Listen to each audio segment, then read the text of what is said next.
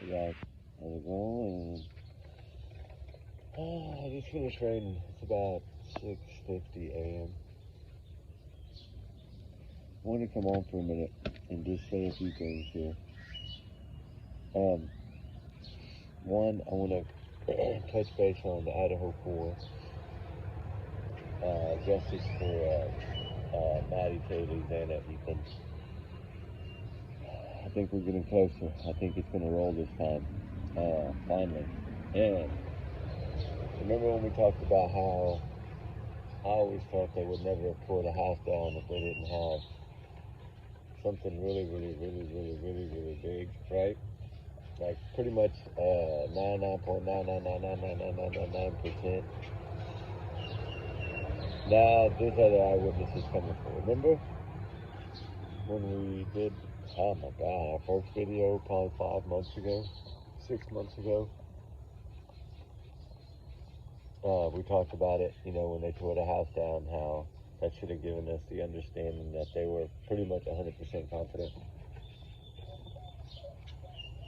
I think now people are understanding how much more they really have, right? All the doubters, all the haters, all the ones that have taken the side of this man. Whether they did it because they felt that there wasn't enough evidence, or that's what I think most of it was, is in the beginning there wasn't a lot of evidence out there. The mosquitoes are horrible, guys. And due to that, I think that it made a bunch of pro burgers. But I think now as time goes by, we're going to see more and more of this stuff. I know there's still a 1% chance that a lot of people are thinking that MM isn't Eminem, right? This is, from what I've gathered from my people, this is truly correct, right? I think a year ago people knew this. I think it had leaked a little bit around that Pullman, Washington area after the arrest, like about 48 hours after this. They were talking about it a little bit, and then a lot of people just dismissed it because there was no proof or fact that this woman had ever been arrested. But evidently something had been brought up about it over a year ago. I think when it happened or something like that. Maybe it happened a year and a few months ago or something. It's been a while, I know that. A few people have talked about it, I'm sure. The thing is here is that we have to take into consideration is the fact that she was parked right next to him. You know what else bothers me? You know what else? Not bothers me, but you know how I've always wondered. Remember when they made that one comment and nobody could understand what it meant, and we talked about it when it said that a video of a suspect, which means like a TikTok or some kind of footage that somebody either filmed, took a picture. DoorDash drivers have to take pictures of their orders, things of this nature. So when she took a picture of that order, is he seen in that photo? Is his car parked or going slow or passing by or something when she took a photo? Did she take another photo? Right? Did she take another photo of the suspect? Or you got to think, if she was this close to this man, can you imagine if she'd have been 5 minutes longer getting there? Think about that. What if this DoorDash driver would have walked up to that door and took that order and tapped on that door, whatever they do, and he would have been in there? Would that have made a difference? I don't know. I wondered if it would make a difference. I wonder how much more is going to come out about this DoorDash. We always had a feeling that the DoorDash driver knew something, right? A lot of people have felt that way. I've seen in those comments months ago. And I always wondered too, is this DoorDash driver going to have more meaning to this case? Because why talk about it? Why make such a big deal about the DoorDash driver in the beginning if nothing was done by it? You know, nothing came from it. So I always felt like something came from it because of the magnitude of how law enforcement was really cut and dry about it. Like, they were protecting something, which isn't good that we know now about it, because all that does is just add another piece of ice into the cake. Another layer of icing it adds to the cake. And I think that it shows that Brian was not as smart as people think he is. I think they're trying to paint a picture that this guy was so incredibly smart in school. Maybe he was smart in books. Maybe he was smart in class. Maybe he was smart at all that. But he was very dumb at trying to cover his tracks. So to me, he wouldn't have made a good investigator or anything anyway, because he didn't even know how to do things correctly himself. He made a lot of errors. I mean, you imagine how many times he drove around in his car where most people would have never driven. He took his phone, even though it was off, he took his phone. Even though it's off, it can be tracked in certain apps or certain new technology that tracks an app. No matter what, it can pinpoint exactly where that phone is.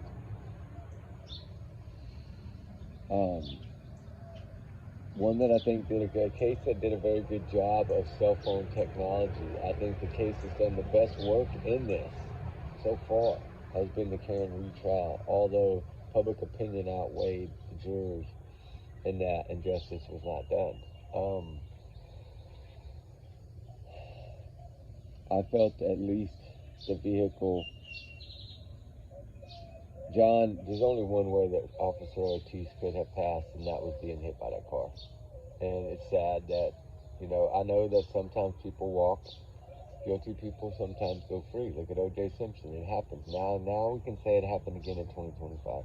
Someone outbeat the odds. Someone outdid the justice system because of lawyers and money and power. And one person on these YouTube streets called it all from the beginning. Television called it all from the beginning. Money will get her off. He said it in the first trial. Due to money, she will walk. And you know what? He was right about it. I don't know if that was his same opinion now, but I'm just saying, a year ago, whenever that last trial was, he was the one saying that money would probably get her off. And that's true. He spent that, probably about $500,000 or more. I mean, this woman doesn't deserve book deals or anything like that. I'm sorry. But you know what? God always has a plan. Karma is not good.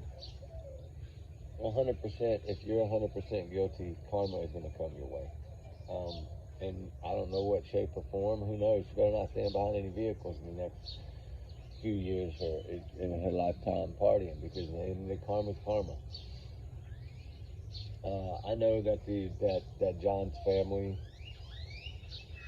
will win their case against her. I hope they are smart about it. I hope they let her do. I hope, you know, whatever book deal, whatever money she makes, they let her make that money before, you know, kind of slow the court down, drag it out a little bit, let her make some money so he can really hit her for every dime. Because we know that the family has filed against her, and they are going to do a wrongful death suit. And so, just like OJ, they'll win. You know, it's likely they're going to win that. That seems a little easier to win, I think. You don't have all the drama, and she's not going to be able to afford these attorneys for that. I don't see that. I mean, I guess she could, but I doubt for a civil suit she would. But a loss will show her guilt, right? In any way, shape, or form. Even if she loses a civil suit, it still shows that beyond a reasonable doubt, she was guilty. And the thing is that the main thing is here is that she has to live with the knowledge that she hit him, right? She has to live with that. That came out of her mouth, nobody else's. Nobody was twisting her arm, y'all saw the video. We walked around like she knew what happened. She knew she made a mistake. You could see the guilt in her face. You could see it in her mugshot. You could see it when she's standing on that front porch arguing with those officers. You can tell that she knows she's guilty. And that's what really hurts about this, is I feel so bad for those children. But it proves the point of the technology of the cell phone. Sorry to bounce around, but it's, I always think about the kids, and that's the heartbreaking part. You know, it's like the Decker kids, Travis Decker's kids. You know, thank God that mother, for having the memorial, is such a heartbreaking story. That she was raised, thank God, we've helped, we donated to. There is a little thing out there for her, like a GoFundMe page. It's raised over $1 million. And that's a lot of money. A lot of money to raise. And it's good. It's hopefully it'll come. She's gonna do something. This woman, this will not be something that goes away or fades away. This woman is going to do something and fight. I know this. I feel this. That she is going to start some kind of organization that helps in this. And there's some other that fought to protect her kids, regardless of what people see. The court papers are there. The filings by her are there. And, you know, the sad part is that he was asking, too, for help, which I told y'all was going to come out. I knew it was going to come out. I knew immediately. I knew on the first day that this man had been asking for help. What did I tell y'all? They failed him, right? The system did not help him. They blow people off. I told y'all this. And I'm not taking his side or defending him. I'm just saying that he was asking for help and never got it. Just like the sniper guy was begging for help for years and never got it. I don't think y'all realize in the system that you fight for and protect our freedom of Americans. And then when you're done with that, they just dump you back into society. And think that after they train you as a monster, that that's just going to go away and you're going to be fine. It doesn't work that way. And yes, he deserves everything in justice that he should get. He does. He did the unthinkable. If he 100% did this, right? I don't know. There's other DNA there. Was this some more of a hit or something? I don't know what this was, but I mean, I know they're saying that they got enough evidence to show that it was him, and that's probably possible. And if it is, then yes, he's 100% at fault. He's 100% has to pay the price. And the thing is he even out there? I think they're looking for someone that has not been there. I think when they find him, it's going to be just like the other one. They're going to realize that probably the same day or shortly after, within a day or two, he probably took his own life. Now, can you imagine someone crawling in a cave, way in the back of a cave, and doing it when nobody would ever find him? And I'm sure he was so full of shame and heartbreak and grief and just whatever had snapped in his mind, that he just wanted to crawl in a hole somewhere, and that was it. And that's my thought on it. I don't think he's out there running around, but he might be. I mean, I know it's 50-50, but the thing is I think they would have spotted something by now. Now, I know they said they found a few things, but does it point to him? Is it something with his name or something that you know belongs to him? From what I understand, no. I mean, yeah, I can be hiking and say I saw someone that looked similar. It doesn't mean that that's that person. If the helicopter was that close, they would have caught it. I mean, that's easy. That's common sense, right? If the helicopter would have been that close to this man, I mean, they would have. We don't see no pictures because evidently it wasn't him, right? I think that the sheriff, you know, this young, I'm sure a lot of young women love him, but that young little cocky sheriff, which I mean, it's good to be cocky. It's good to be that straightforward. Like that's what I'm trying to say. How Eric Craddock needs to be, just like that right there. Like nothing matters but this case and solving it, right? Catching him. That's what matters to that sheriff, and that's how it should to every sheriff. But do I think that he's bit off more than he can chew? Yeah.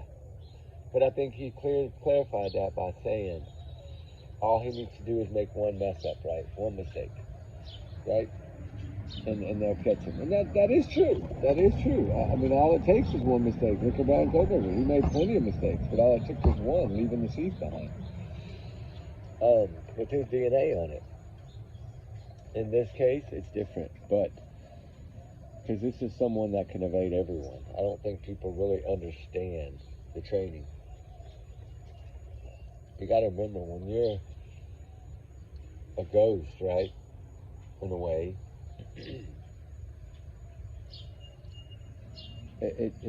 it's hard to find you, right? Do I think he's out there? No. Is it a possibility? Yes, it's a big possibility that he's still alive. It is.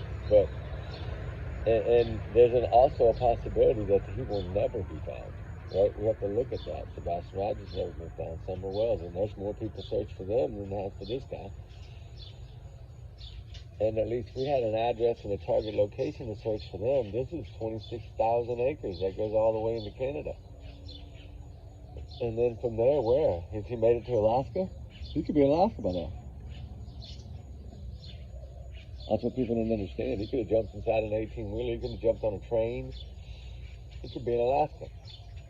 Study the train, see where it's going, jump on a train, take you all the way somewhere else, way away. I mean, there's so many ways that you can evade. I always wondered if they checked trains, right? Remember when we used to have the train car guy in Texas? And ended up his sister turned him in and got the $1 million.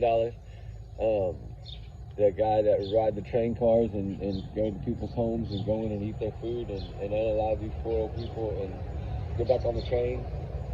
Menendez or no, yeah, something like that. Manuel, something like that. It's the train guy, you know. We would go through College Station and all that, and actually I was there at that time. It was pretty crazy to think about. But there's so many ways Travis Decker could have got out of there. He could have had a dirt bike in there. He could have had, a bicycle. He could have had, there's so many things that he could have had with him. I mean, you imagine he had a bicycle, it's 2-day head start. 2 days for a military, like, recon specialist. I mean, you imagine that? It's 48 hours. You can vanish in 48 hours. Completely. We used to say that he didn't have a blow-up raft or a canoe or a kayak or something. Jump in one of those rapids and go. He could be the total opposite way that they were looking. Right? He could have went right back down into the city and vanished. We honestly don't know. I mean, it's just like Jack and Lily. I mean, I don't know about this. A lot of people talk about putting the car. I don't know about all that. We haven't heard that from law enforcement. I think by now they're telling us that it's not an abduction, which means it would be either a planned thing by the mom, like I said, was the mom trying to get away from this abusive man and did it this way. I don't think she would let it go this far unless she felt that she would never get caught. If she's staying silent because she's a witness, or she's staying silent because she doesn't want them to know that she got those kids out of there to protect those kids, right? Because the grandma, the biological father, his mother talked highly of her up until she saw the property and said that that's not like her. Malaya's clean, neat, always taking care of the kids, would do anything for the kids. That grandma said it, y'all heard it. And I just feel that somehow, some way, the mother and Daniel no more. But did Daniel know that Malaya was leaving? A lot of people are saying that she had already told him a week before that she was going to leave. I've heard that several times from locals, that she was actually leaving him. Evidently, there was some kind of post on a social media account like 10 days before this happened, that she was trying to figure out a way to get away from him and to get out of that trailer house. She wanted away from that, what she called nightmare. Now, I don't know if this is a 100%, just take it as a grain of salt, but it's making sense now. If she had been trying to figure out a way, which means 10 days before this, then this could be a planned thing that she got those kids out of there to protect those kids from the abuse. See, this would be a total different case. Would you punish this mother for trying to better her children? Well, yeah, because the way she did it, but all in all, she would still be a hero, right? In a lot of mothers' eyes, because she did whatever she had to do to protect her children. Now, I'm not saying that this is what happened. I'm saying that this is one of the things that's been out there from the very beginning by two local people that live within 100 miles of the home, that know them, clearly stated that she was trying to get away from this man.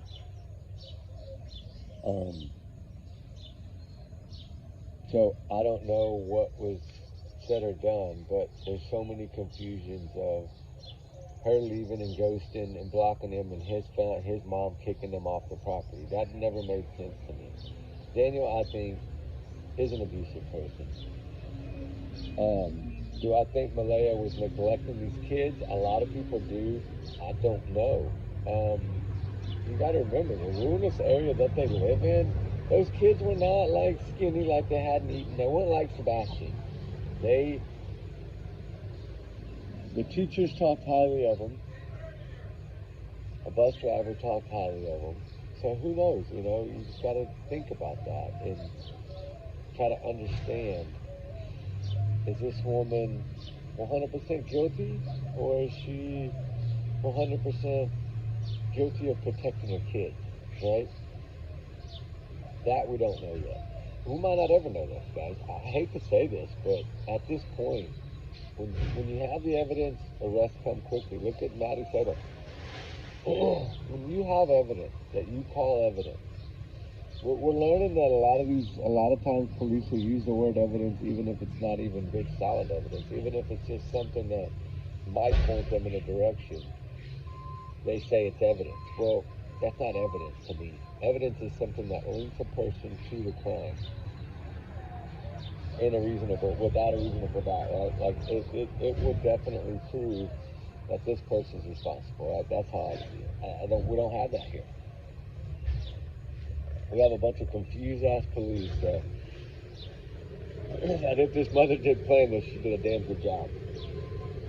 Because for a month, over a month, she's confused the heck out of law enforcement. And as it gets past that 30-day window, usually the arrests are coming or slim. Until, I think, it hits the cold case files, to be honest with you. I'm wondering if, what I heard that really bothered me was that you have the lead in this not thinking those kids were over in the woods, thinking something different happened, like a planned family abduction or basically foul play. And that's kind of their scenarios. But you have the lead person on the search team, female, that thinks they're in the woods.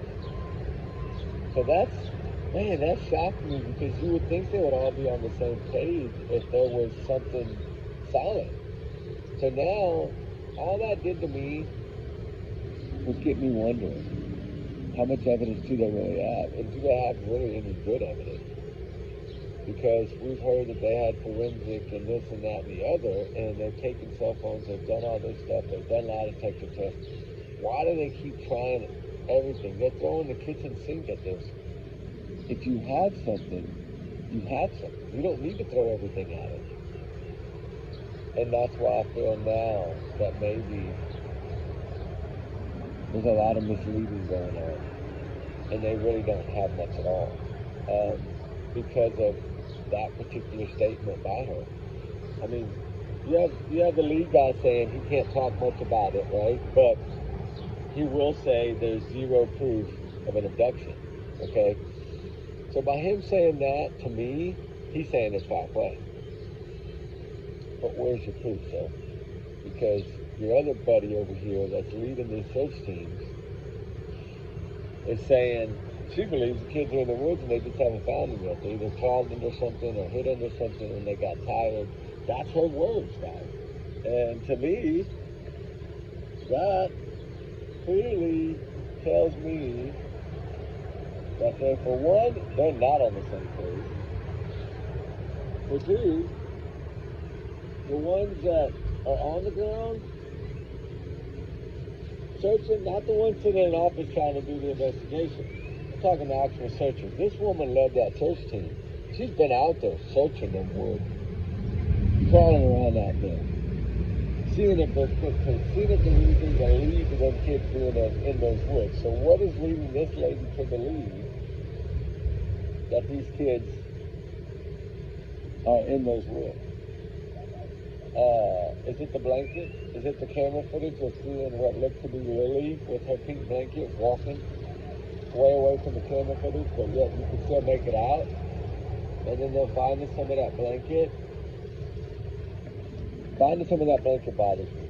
Let me tell you why. I hate to change the subject, but because if there was an ATV accident and those kids were on that four-wheeler with Daniel and they flipped over, there's a possibility that she had that blanket wrapped around her, right, to stay warm, but it could have torn that blanket. I don't know. I'm just saying, did he plant that blanket? A lot of people are saying that blueprint matched Daniel's blueprint. That I don't know for a fact either. The only thing we do know is these kids still have not been found. And there's been no arrest. And there's been no major updates. I mean, Grandma and them are speaking now, which I wonder why they waited so long to speak, but maybe they were trying to let the investigation go, or maybe law enforcement has kept them from speaking until now. Maybe they do have something behind closed doors and this is just a bunch of BS. Maybe that woman saying those kids are in those woods, maybe she was told to say that to confuse everybody. You gotta watch out for these Canadians because they keep everything so close to them and they only let out bits and pieces. They don't even give their own officers on the ground much information, guys. This is how they are. I mean, they just don't. And I mean, in a way, that's good as far as the investigation goes, but it's not good for people like us that try to come up with the truth because it makes it harder. But what I always say, the number one thing, trust and listen to the locals. They have no reason to lie.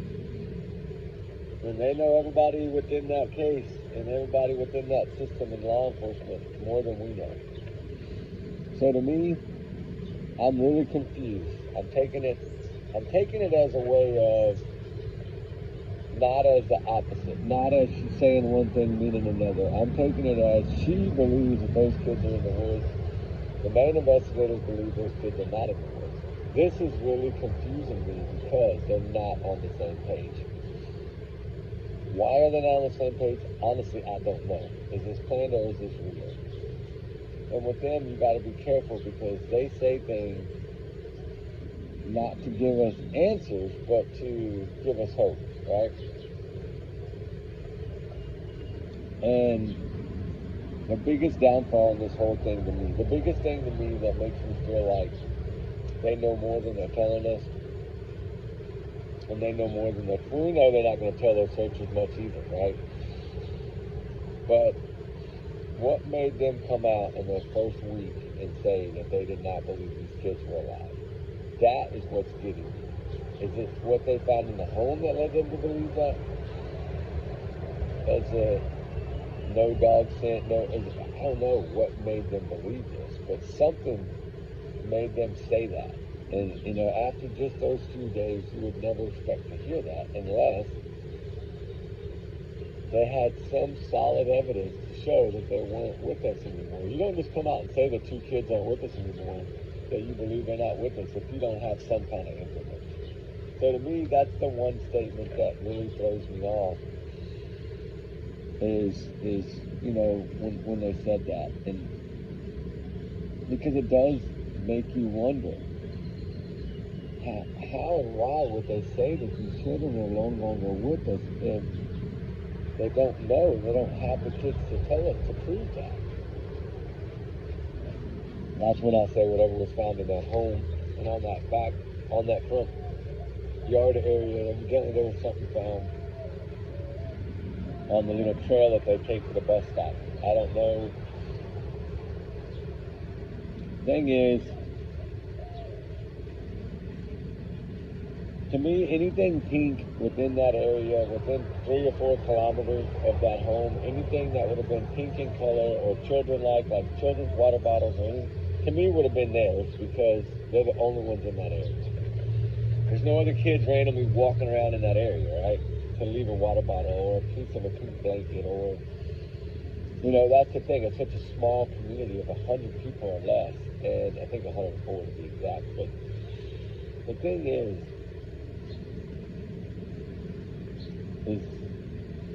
will we ever get the answers, right?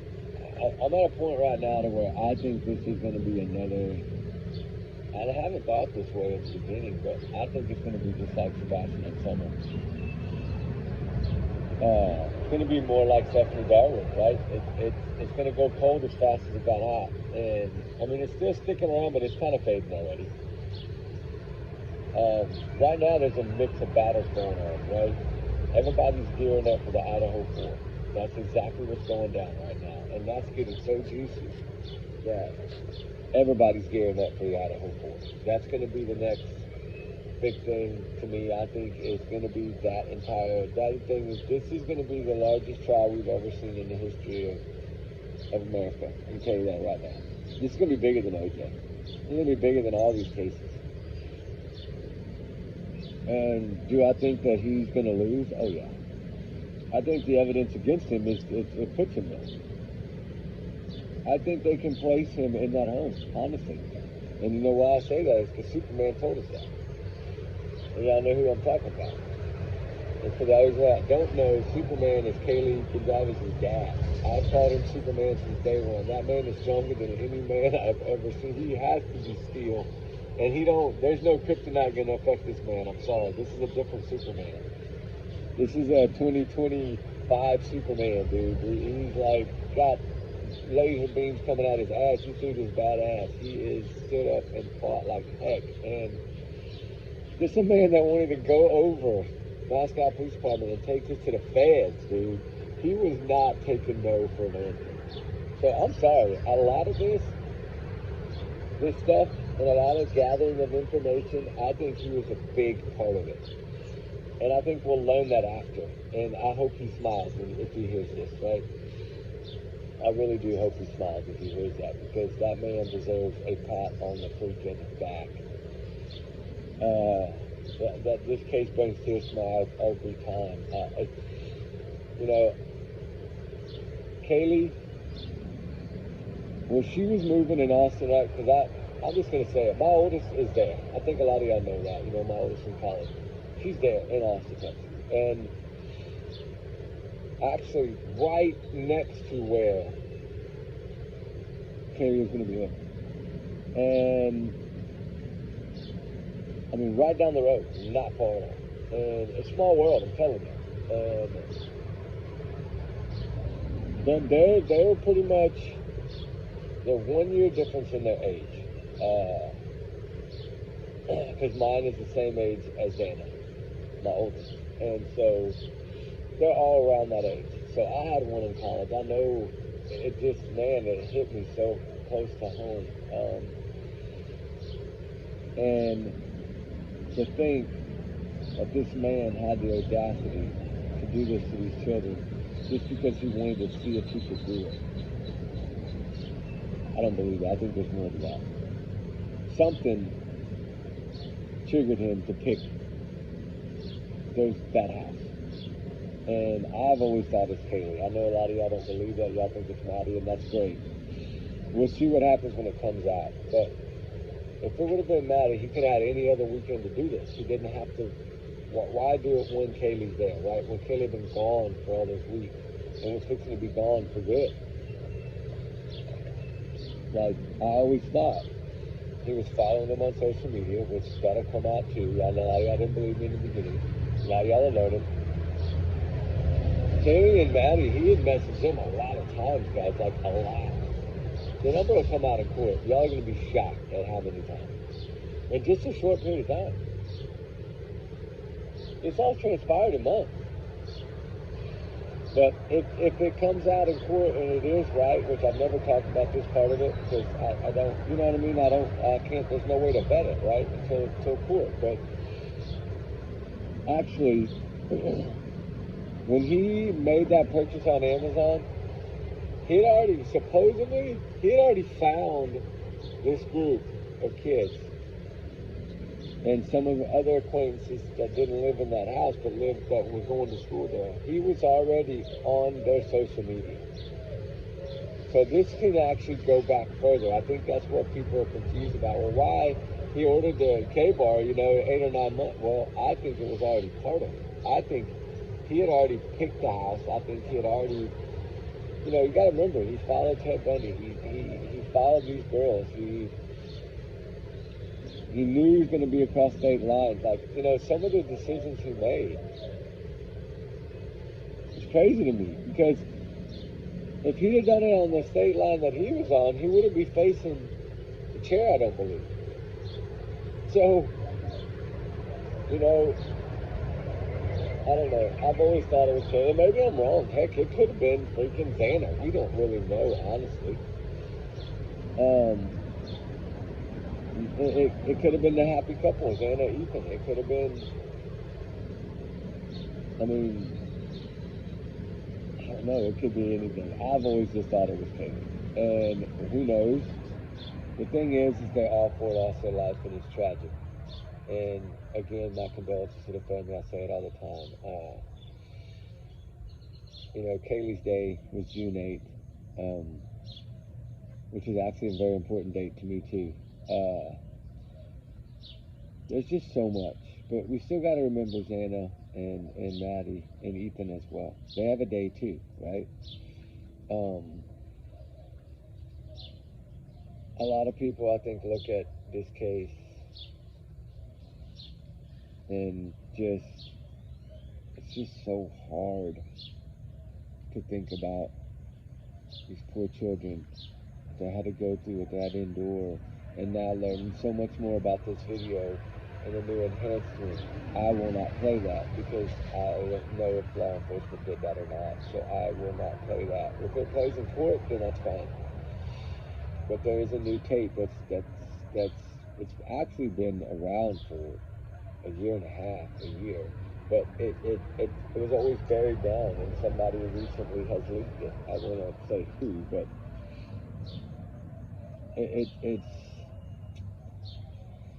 it's just hard because you don't know what we don't know, right? We know a lot of what's been released, but like this new DoorDash driver and things of this nature. I know we're bouncing around different cases, but that's kind of what I wanted to do this morning.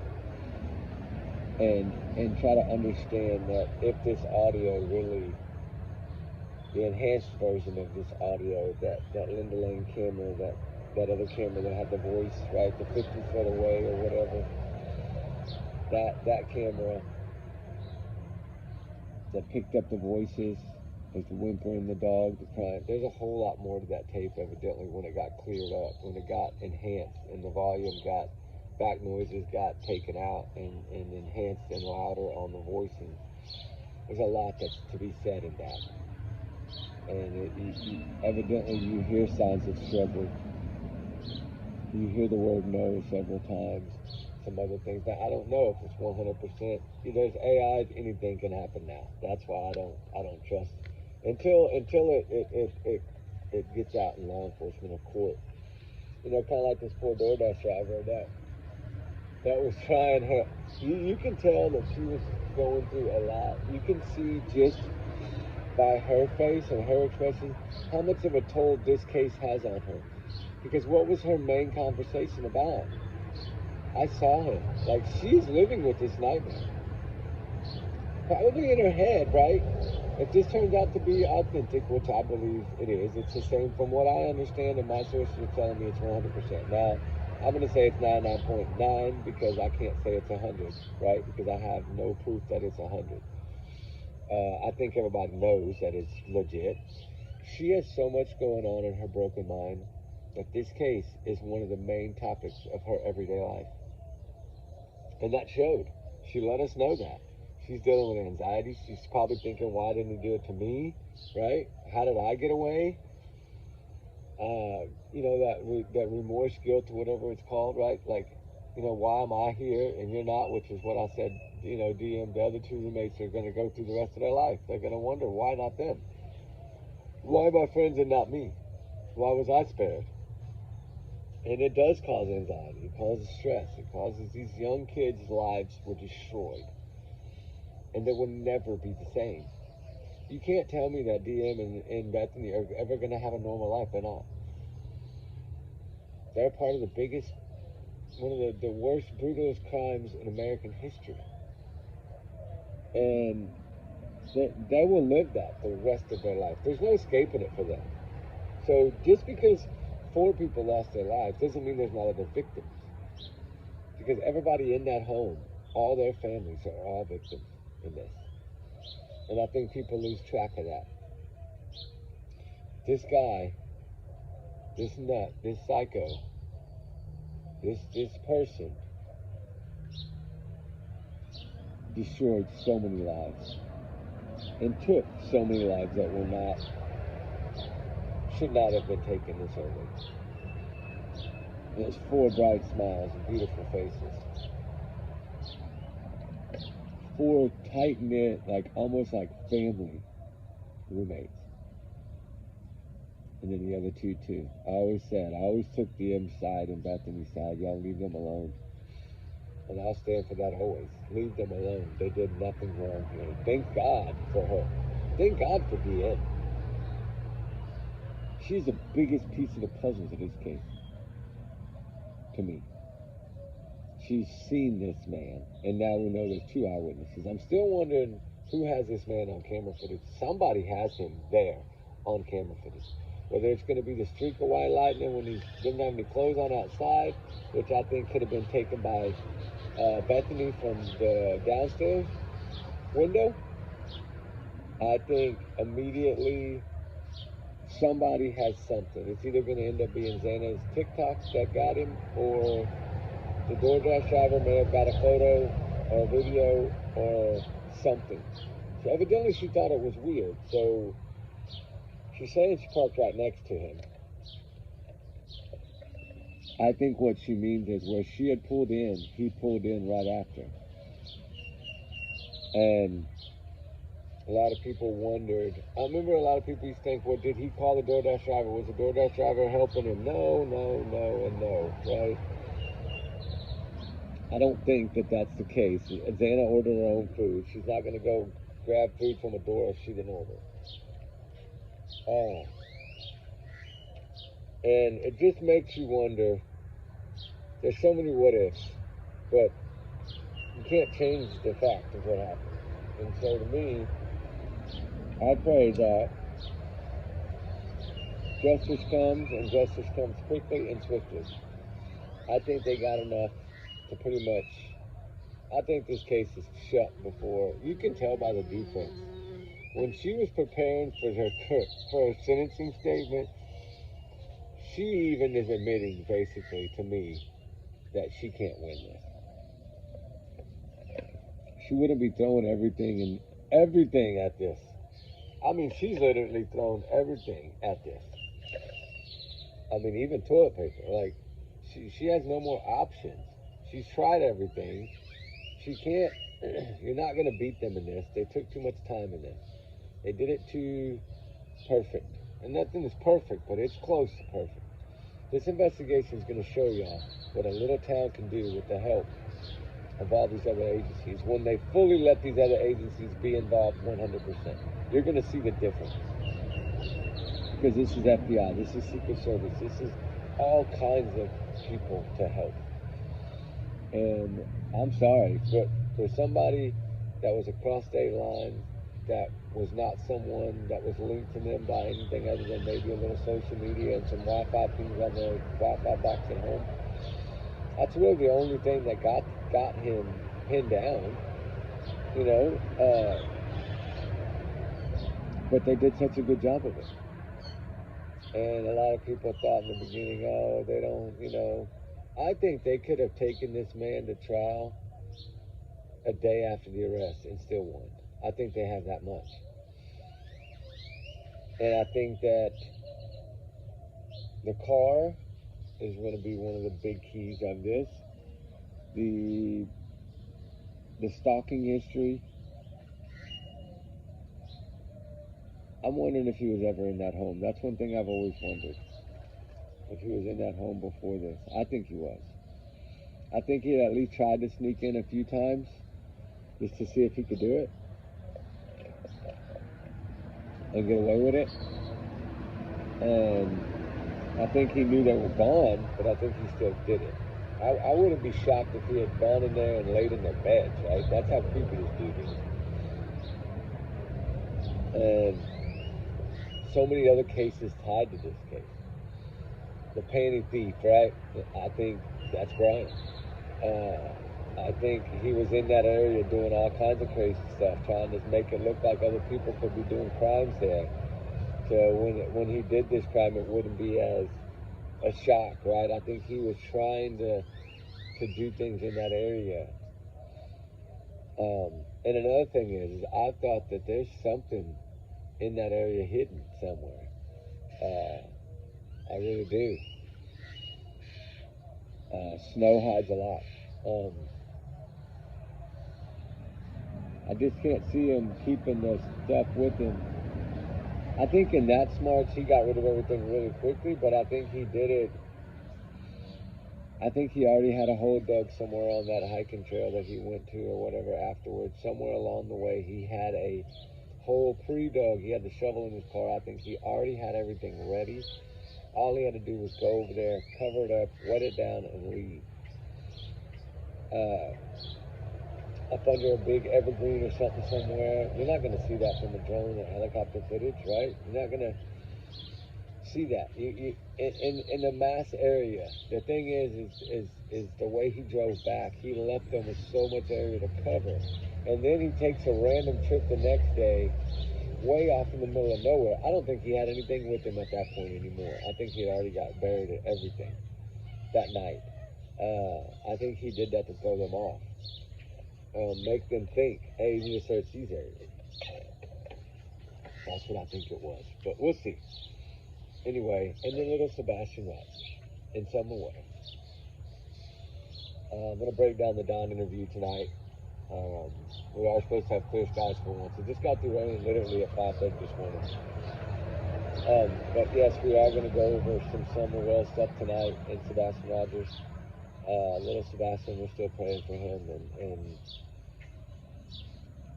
I think that something's brewing on that case. That's why I've been trying to not talk too much about it yet, but we're going to have a big celebration, I think, coming up pretty soon. I hope so. I'm waiting. I have all the balloons. I have everything ready. All I got to do is blow them up, put the banners up. Put the green light bulbs in. I even got some of that glitter, sparkler glitter, green sparkler glitter to put in the fire to make it, it shoots those little like firefly looking green dots. Like when you do, it's a new thing where you throw the powder into your fire, like when you're burning a fire, and it makes colors rise out of the fire. Like I bought a bag of greens. It's called Fire Dust. That's one brand that makes called Fire Dust. And what you do is it's this little powder. It's like baby powder. It has a little scoop. You scoop in there, scoop it, and throw it right on top of your fire, and it just makes color come out. And so I got a lot of celebration stuff going on for some of these cases that I hope get solved soon. But with that said, guys, y'all have a blessed day. Oh, we got low power, low battery. Sorry. So y'all have a blessed day, guys. We're going to get out of here. We love y'all, guys. Trigger warnings always. Y'all's comments, y'all's alone. Allegedly, these are my opinions. Everyone's innocent until proven guilty in the court of law. I want to say I left before the phone dies because my battery's dead. But, Y'all's comments, of course, y'all's alone, not to reflect the channel. We do our research together because we're a big hearted little family. We love all y'all. Y'all have a blessed day. Trigger warning times 100 million. And allegedly, remember, these are just my opinions, my thoughts, my theories, my speculation, my free speech. I'm entitled to it. So y'all have a blessed day, guys. We love y'all. Be safe. All right, bye.